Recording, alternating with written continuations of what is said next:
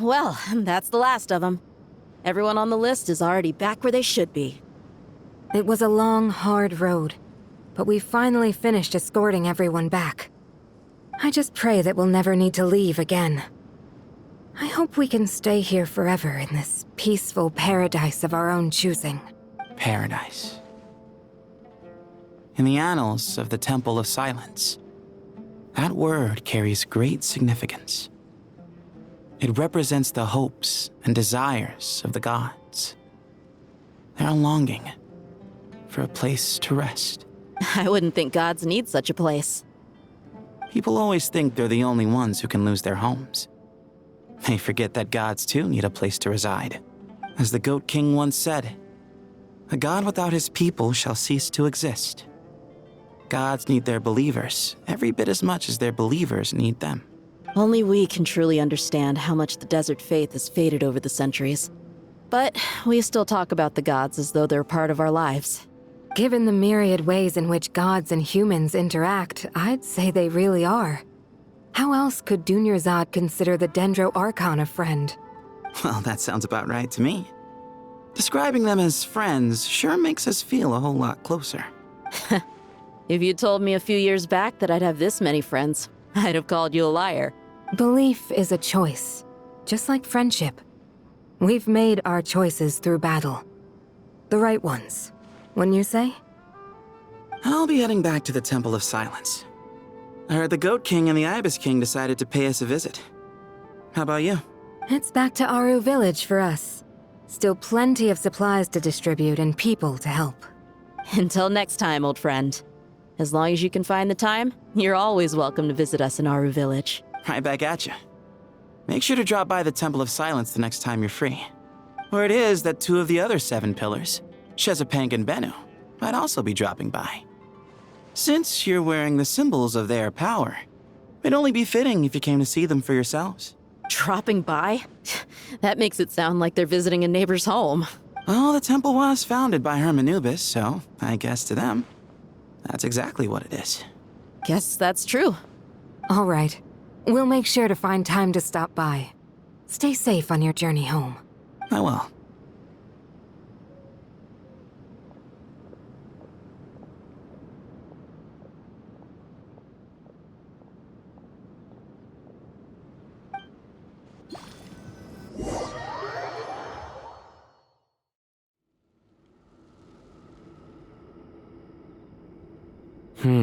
You do have a point.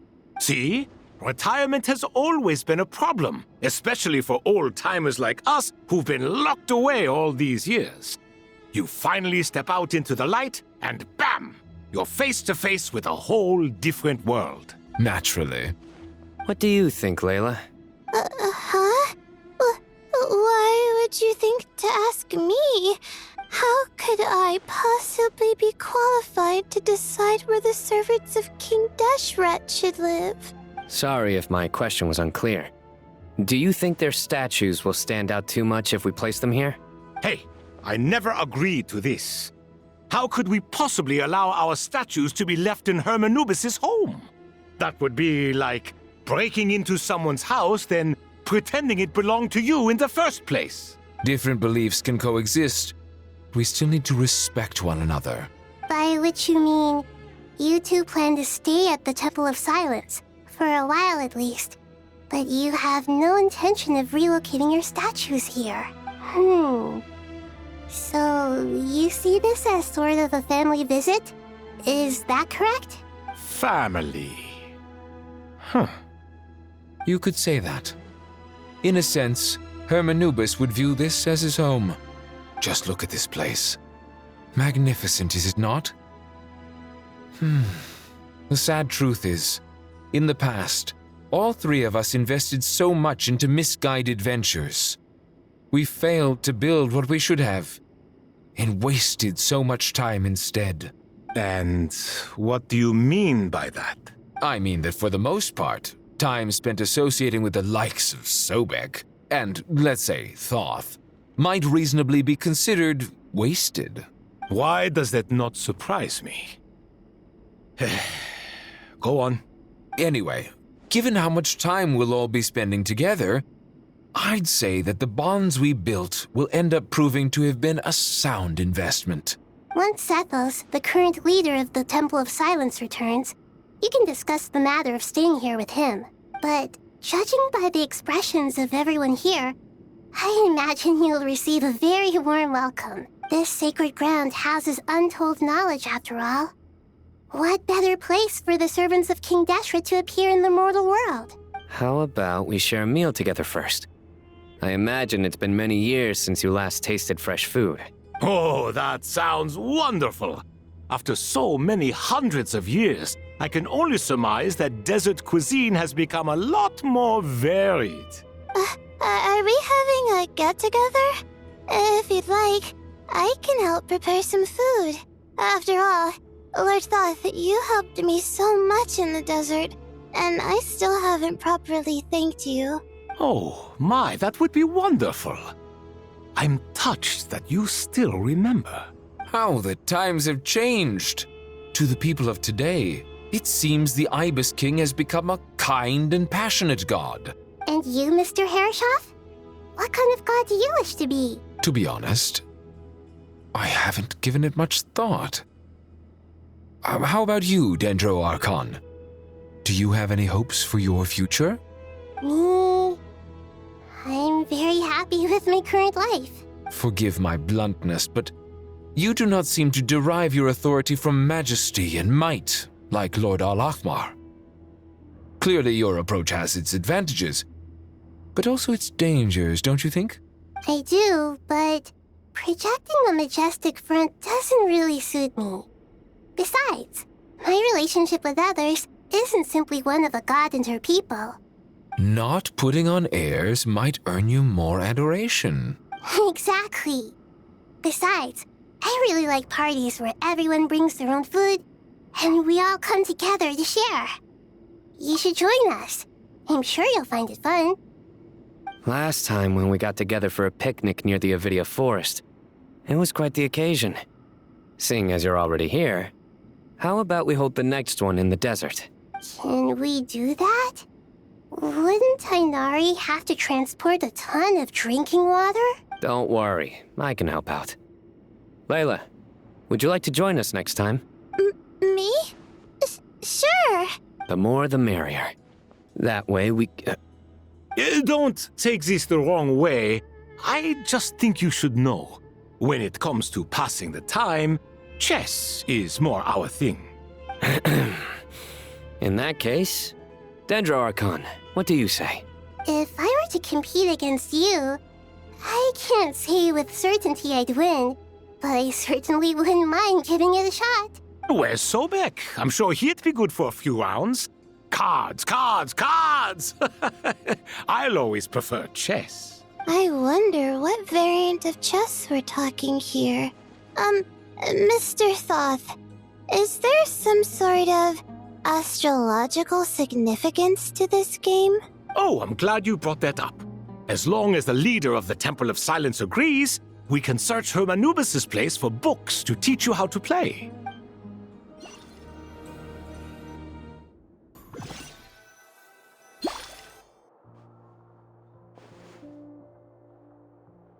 Such devastation visited on Sumeru City. So many houses destroyed or damaged in the fighting. Who could have foreseen this? Look at all of this. It's going to take me forever to tidy up. I suppose living below the academia doesn't always work out to your advantage. I would have thought a little appreciation of my sincerity and effort in helping to clean up this mess might be in order. Helping? Effort? This is your house! Of course you should be putting in the effort! If anything, I'm the one who's helping! So you see yourself as just a helper in this situation. I must admit, I'm rather shocked. If you're trying to say that since I live here too, I have an obligation to tidy up, fine. I suppose I do. Wait a second, stop changing the subject! Nevertheless, In the wake of a great storm, a missing roof is a predictable inconvenience. can you stop making it seem like I care more about this house than you do? Doesn't it upset you at all to see your home in this state? I won't pretend it's ideal, but that's no reason to be upset. This is the roof over your head, your shelter from the cold. The furniture is scattered, the paintings have fallen off the walls, the windows are shattered. Don't you feel even a little disheartened? The way I see it, these problems are easily solved. Ugh, this is precisely why I hate talking to you about sentimental things. It's like banging my head against a wall. You simply don't understand just how much work goes into making a proper home. It sounds like this is causing you a lot of anguish. You mean the house or the paintings? I mean your sentimentality. Oh, well, yes. But I'd rather not dwell on such things right now. Generally speaking, when anguish becomes the norm, people usually make an attempt to improve their situation. But there are so many people and things in life that are difficult to change. It's not like you can force them. Besides, anguish can be a source of inspiration. And I'm not sure I could break my reliance on it. I'm glad you're able to make yourself think like that. What kind of a response is that? I was stating a profound truth about the very nature of art. Suffering is the cradle of all creation. Even you can't deny that. And I wasn't trying to. I'm just happy for you. Pure and simple. Can't you tell? Happy about what? Happy that you can always find an answer that backs up your views. You... More often than not, life is a process of running into problems and then searching for answers. Yours more than most. Not everyone's so good at justifying things to themselves. It's something that you've been steadily mastering. Huh. What about you, then? What skills have you been mastering lately? Pass me that box. Huh? Okay. You may consider this my progress on the path to mastery. What? Wait a second. Isn't that box mine? Hey, it is! It must have fallen off that shelf. I'll hate them. Those are my paints and inks. Would you like me to put it in your bedroom for you? Huh? I mean, sure, if you don't mind. What kind of progress is this? Does he think he can bribe me? Not that giving me back my own things is much of a bribe. These books on the floor, they're a complete mess. And this one, didn't he say it was an out-of-print collectible? It's completely covered in dust, and some of its pages have even fallen out. Ugh, guess I should help him repair it. This one too. And this one.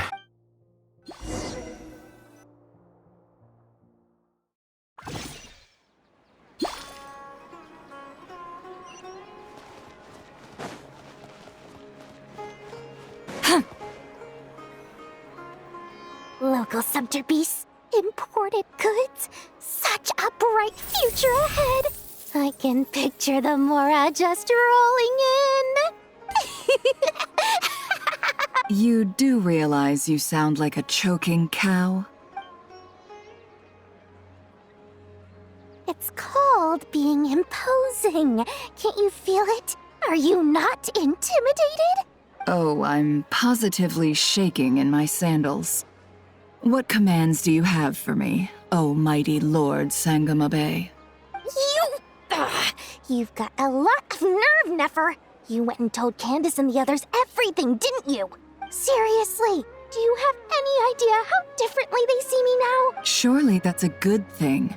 I presume they're more disposed to actually like you now, maybe even view you as a friend. You traded my secret for sympathy! Thanks to you, I've lost every last shred of my mercantile majesty. How am I supposed to make anyone think I'm a big, scary investor now? The dark days of Lord Sangamabe are behind you. Why not take this chance to make a few honest friends? Speaking of friends, since when did the notorious Lady Nefer gain such an admiration for holier-than-thou types? A moon chanter here, an angel there? Who'd have thought it? A coming together of fates, nothing more. No need to throw around accusations of admiration. Forget it. You're right about one thing at least. Making friends is never a bad thing for a merchant. So, I really took a loss this time.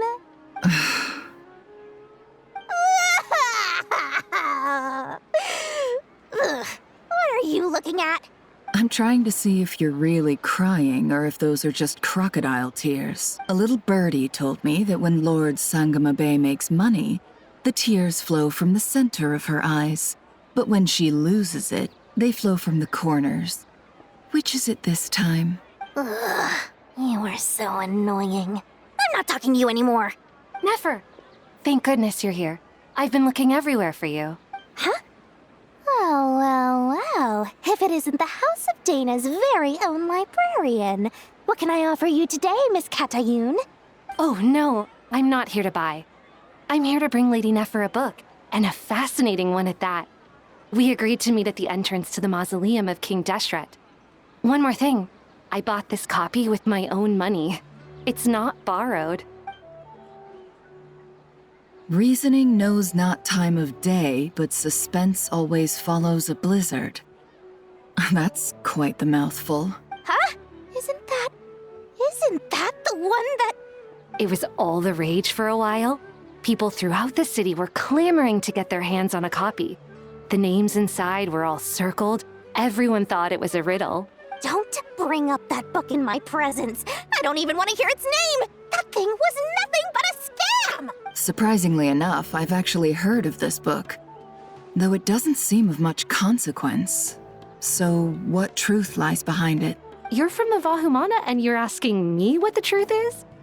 I'd say the actual truth was about the least important part of the whole episode. I brought you this book because it probably has the most interesting backstory of any in the House of Dana's collection, at least in recent years. As for its quality, well, you can judge that for yourself. Don't tell me it's actually any good. You may not know this, Lord Sangamabe, but Lady Nefer has a fondness for books with... how should I put this? Mixed reviews? No eye for good literature, huh? Perhaps she feels that bad books hide interesting secrets? But I shouldn't put words in her mouth.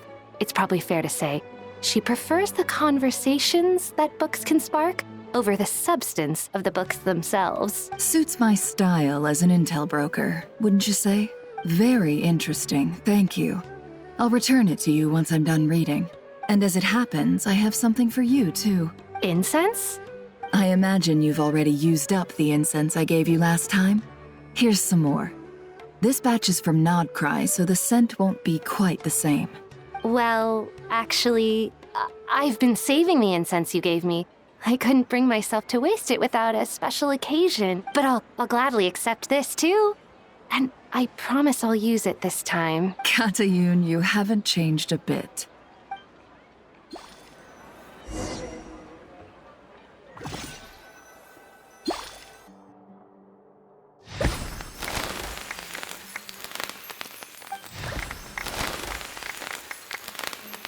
Congratulations, Kale.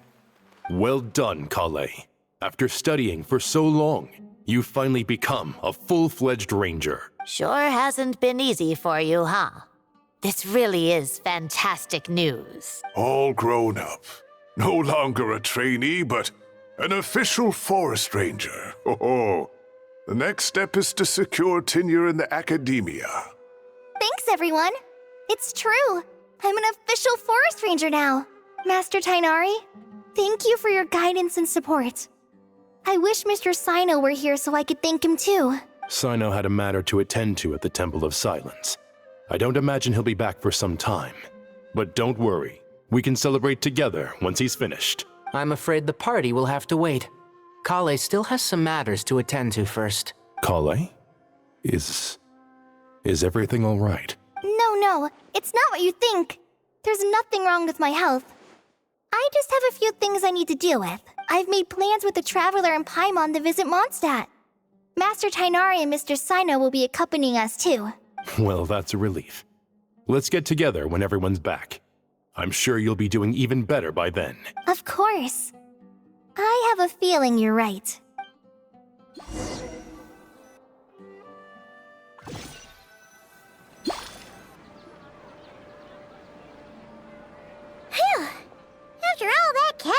on sleep and food, Paimon's feeling full of vim and vigor again. For someone who spends so much time resting, your recovery routine is surprisingly simple. Hey! Paimon's been working her butt off too, you know. She flew all over the city helping everyone out. Don't worry, I saw how hard you worked. Alright, we all know you're the most hardworking person in Teyvat. As long as you're rested and full, that's what really matters. Paimon's been looking around the place, and it seems like the city's already on the mend. But Paimon's been wondering how Nahida's doing. We should check in on her.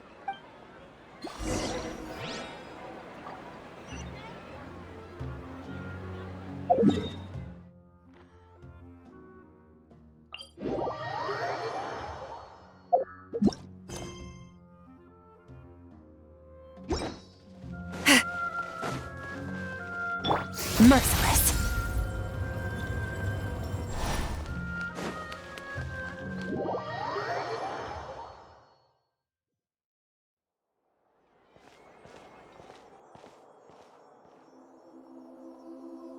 Hey, Nahida!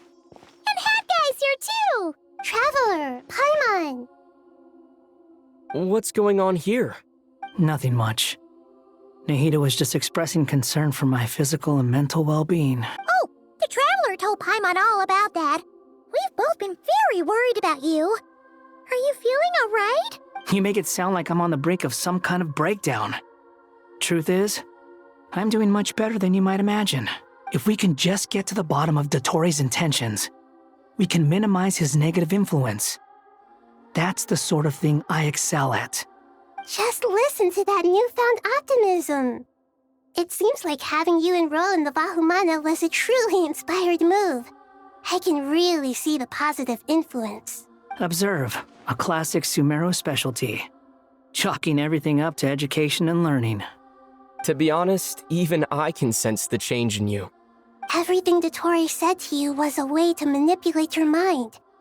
Fortunately, you're no longer under his sway. Can someone as old as me really continue to grow? If it helps, just think of yourself as a late bloomer. It's all a matter of phrasing, and it comes down to what standards you measure yourself by. For a puppet, developing at such an age is perfectly normal. But if you choose to call yourself a late bloomer, it sounds more like you consider yourself human. However you see yourself, well done. All right, I see what you mean. Anyway, what's your next step? What else can I do but complete my current courses? Everything else can wait. Anyway, that's enough chit-chat. There are still things in the city I need to help out with.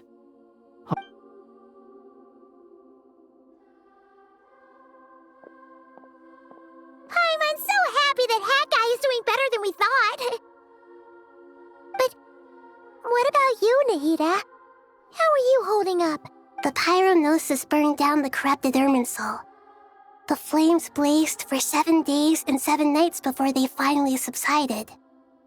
All that was left were the parts underground. Now, Aru shoulders the responsibilities that once belonged to Irminsul. The situation was contained before it got out of hand, so Teyvat's most vital information has largely been preserved. Irminsul has a strong influence over you, doesn't it? How will you cope now that it's gone? There is no need to worry. Thanks to Nicole's extraordinary talents, my connection to Irminsul has been severed and transposed onto Aru. Angels can do things like that? They can. Such abilities are precisely what makes them so powerful. The goddess of flowers, Nabu Malikata, once claimed that she too could perform feats beyond the reach of mere mortals. In my eyes, much of what she went on to achieve reached such transcendent levels. Her and Nicole really are both fascinating and magnificent. So, does that mean your situation is stable now? Correct. Just imagine that Aru has become the new Irminsul, and the essence of my existence has been bound to it. The wisdom of Sumeru has ultimately converged into a single, unified entity. Should we ascribe this all to fate? Or is it merely fortune? Whatever it is, the important thing is that you're okay, Nahida. Dendro Archon, Lesser Lord Kusanali. Oh, thank goodness you're here. Greetings, Traveler and Paimon. Sir Nevis, do you have something urgent to say? Yes, there's something I need to report. We've received a message from Snezhnaya.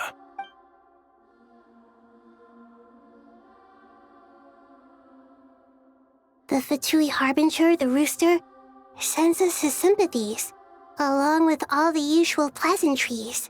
His stance is that, following the unrest in Nodcry, Dottore was subjected to internal censure. This madness was the act of a rogue element, one who cannot be seen to represent the Zapoliarni Palace. No less than can be expected. Snezhnaya paid a heavy price working to stop him. They even lost one of their own harbingers. The letter goes on to say that even so, Snezhnaya cannot claim to be blameless. Apparently, they will deal with Dottore's subordinates in accordance with Snezhnayan law, holding all those involved in his crimes accountable. Additionally, they are supplying relief funds and supplies, which are already en route. They hope this will aid in Sumeru's reconstruction. Sounds like he's got an answer for everything. True. But as diplomatic rhetoric goes, it's highly effective. Completely watertight, both in logic and sentiment. This disaster has had a profound impact on Sumeru. There is much that I will keep in my heart. The matter of Dottore can be seen as settled for now. We are sure to cross paths again in the future, and in that light, Snezhnaya would do well to uphold their responsibilities and keep a tight rein over their actions. With Irminsul burned, the flow of fate now carries many more possibilities. I will be watching carefully. Perhaps we can move on to a less serious matter? Dendro Archon, will you eat with us once this matter is dealt with?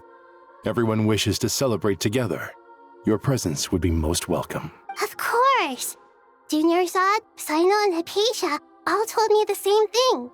If there isn't enough room for everyone, we can arrange back-to-back feasts. What a wonderful idea. That just leaves the question of what we should eat. Not more tomatoes, surely. More? Dendro Archon, what do you mean by more tomatoes? Those good friends of yours are always talking about tomatoes. Sometimes when I'm walking through the city, I can even hear them arguing in the fields. Since you see them so often, you must hear about tomatoes even more than I do. Tomatoes. Tomatoes. The word has a certain magic to it. Like the autumn fur of a sumpter beast swirling in the wind, sometimes flying up my nose. Tomatoes. What can we make with tomatoes? Wait, why tomatoes? Take your time, there's no need to rush. The Traveler, Paimon, and I still have somewhere we need to visit. You'll have plenty of time to think it over before I return. Does this mean you're going to Natlan? Meeting them there in person. It will require a long journey. I know. But this is necessary. I must go myself. Traveler, Paimon, we'll set off as soon as you're ready. Is that all right? Sure. We'll be ready whenever you are. You'll hear no objections from Paimon. We should grab some snacks along the way, though. It'll be just like going on a long holiday. Wonderful. I'm looking forward to this so much.